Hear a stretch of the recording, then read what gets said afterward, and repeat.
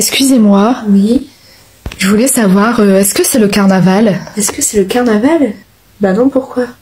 Bah regardez la dame là-bas, ce qu'elle a sur la tête. Elle a le voile et...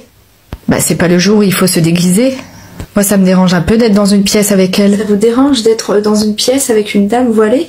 Bah oui. C'est une blague, j'espère. Bah non, vous auriez dû prévenir que vous acceptiez tout le monde. Moi j'ai pas envie d'être dans une pièce avec ce genre de personnes. Mais c'est un lieu public, tout le monde a le droit de venir dans mon magasin, peu importe la religion. C'est quoi ces préjugés Bah c'est pas des préjugés, ou alors vous auriez dû faire des horaires différents. Faire des horaires pour les femmes voilées et des horaires pour les femmes non voilées? Non mais... ça va pas, quoi. Bah non, c'est vrai ce que je vous dis. Bah si vous voulez pas être dans la même pièce que cette dame, bah je vous invite à partir. C'est à moi de partir, pourtant je pense que plein de personnes seraient d'accord avec moi. Ah non, je pense que... Alors, je pense qu'il y a des personnes qui vont penser comme vous et c'est très triste et ça me fait très peur en 2025. Mais je pense aussi, et heureusement, qu'il y a beaucoup de personnes qui seront contre ce que vous dites.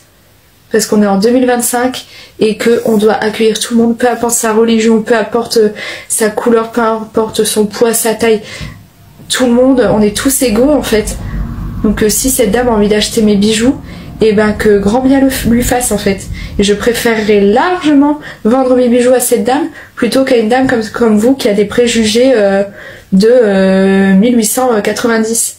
Ah, donc vous n'allez pas faire d'horaires différents? Non, je ne vais pas faire des horaires différents. Non. Et vous savez ce que je vais faire? Je vais afficher cette vidéo sur les réseaux. Comme ça va montrer la mentalité de certaines personnes qui existent encore en 2025. Et je pense que ça va faire parler.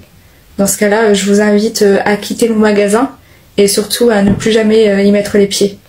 Au revoir. 2025. En France. Une femme entre dans un magasin. Elle porte un voile. Elle veut juste acheter. Mais une autre cliente l'interpelle. C'est le carnaval? Ce n'est pas une provocation isolée. C'est le résultat. Le résultat de dizaines d'années de discours médiatiques et politiques toxiques. Depuis longtemps, certains médias ont fabriqué un récit. Un récit où le voile n'est plus un choix, mais une menace. CNews, chaque jour, alimente le rejet. Pascal Praud invite des chroniqueurs qui comparent le voile à un uniforme de guerre. Éric Zemmour parle d'islam incompatible avec la République. Et ça passe. Encore. Et encore.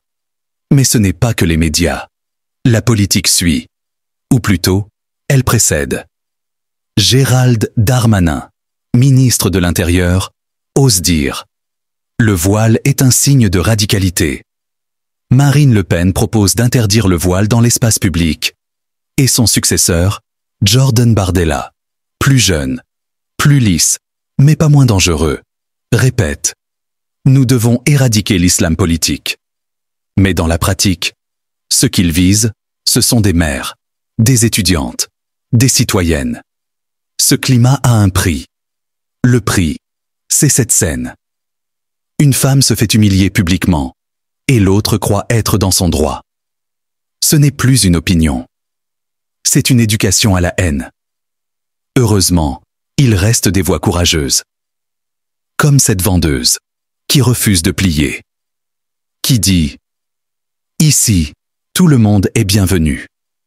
Et il y a aussi des journalistes comme Christine Kelly, qui rappellent que le respect ne dépend pas d'un bout de tissu. Mais pour combien de temps encore?